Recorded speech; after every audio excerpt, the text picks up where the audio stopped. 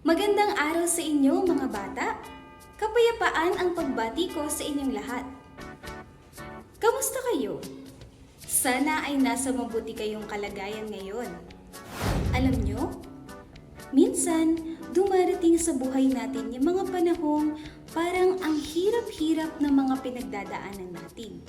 Pwedeng may sakit tayo, o kaya naman ay may problema tayong hindi natin alam kung paano susolusyonan. Tanong ko lang, kapag may problema kayo, kanino kayo unang lumalapit? Sa kaibigan? Sa inyong mga magulang? Tama naman yun. Pero higit sa lahat, meron tayong isang dapat na lapitan. Walang iba kundi ang ating Panginoong Hesus. Sa kwento natin ngayon ay makikilala natin ang isang babaeng matagal nang may sakit. Pero hindi sumuko. At dahil sa kanyang pananampalataya, ay may kahanga-hangang nangyari sa kanya. Ang kwento natin ngayon ay pinamagatang ang babaeng gumaling sa pananampalataya na mababasa natin sa Marcos 5:21 hanggang 25 kasama ang 34. Isang araw, maraming tao ang sumunod kay Jesus. Siksikan ng mga tao sa paligid niya. Sa gitna ng napakaraming tao, may isang babae na 12 taon nang may sakit. Siya ay dinudugo at matagal nang naghihirap. Marami na siyang pinuntahang manggagamot at naubos na ang kanyang pera, ngunit hindi pa rin siya gumagaling. Ngunit hindi siya nawalan ng pag-asa.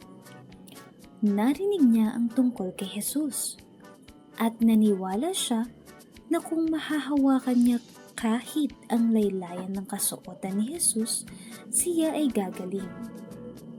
Kaya't pilit siyang lumapit sa gitna ng napakaraming tao. At nang mahawakan niya ang damit ni Jesus, agad siyang gumaling. Naramdaman niya sa kanyang katawan na siya ay magaling na. Naramdaman din ni Jesus na may kapangyarihang lumabas sa kanya. Kaya tinanong niya, "Sino ang humipo sa akin?" Natatakot ngunit lumapit ang babae at sinabi ang buong katotohanan. At sinabi ni Jesus sa kanya, "Anak, binagaling ka ng iyong pananampalataya. Humayo kang payapa at gumaling ka sa iyong karamdaman." At dito nagtatapos ang kwento. Mula sa ating kwento, ano ang aral na dapat nating matutunan? Una, may kapangyarihan ang pananampalataya sa Panginoong Hesus. Hindi lang basta nahawakan ng babae si Jesus. Naniniwala talaga siya na gagaling siya. At iyon ang nagpagaling sa kanya. Kapag tayo ay naniniwala sa Panginoon ng buong puso, hindi niya tayo pababayaan. Pangalawa, ang pananampalataya ay hindi lang salita, kundi may kalakip na paggawa din. Hindi lang siya naniwala, kumilos siya. Lumapit siya kay Jesus kahit mahirap, kahit maraming tao. Ganon din tayo kung maniniwala tayo sa Panginoon. Ipapakita natin ito sa gawa. Mananalangin tayo, susunod sa Kanya, at magtitiwala kahit mahirap. Sa activity na ito, iisip tayo ng mga sitwasyon kung saan kailangan natin ng pananampalataya sa Panginoon katulad ng babae sa ating kwento. Sasabihin ko ang mga sitwasyon at sasagot naman kayo ng lalapit ako kay Jesus kung magtitiwala kayo sa Panginoon. O hindi ako susuko kung ipapakita ninyo na matibay ang inyong pananampalataya. Narito ang mga sitwasyon. Una, may sakit ako at matagal na akong hindi gumagaling.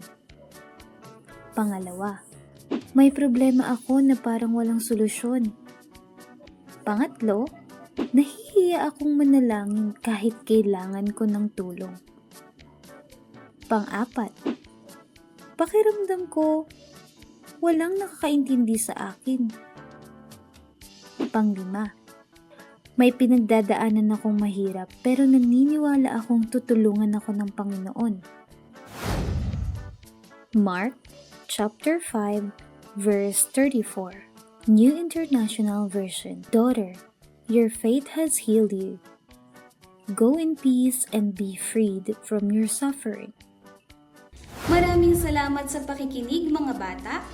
Sana ay natutunan natin na ang pananampalataya sa Panginoon ay may kapangyarihan, lalo na kung sinasamahan natin ng gawa. Hanggang sa muli, paalam!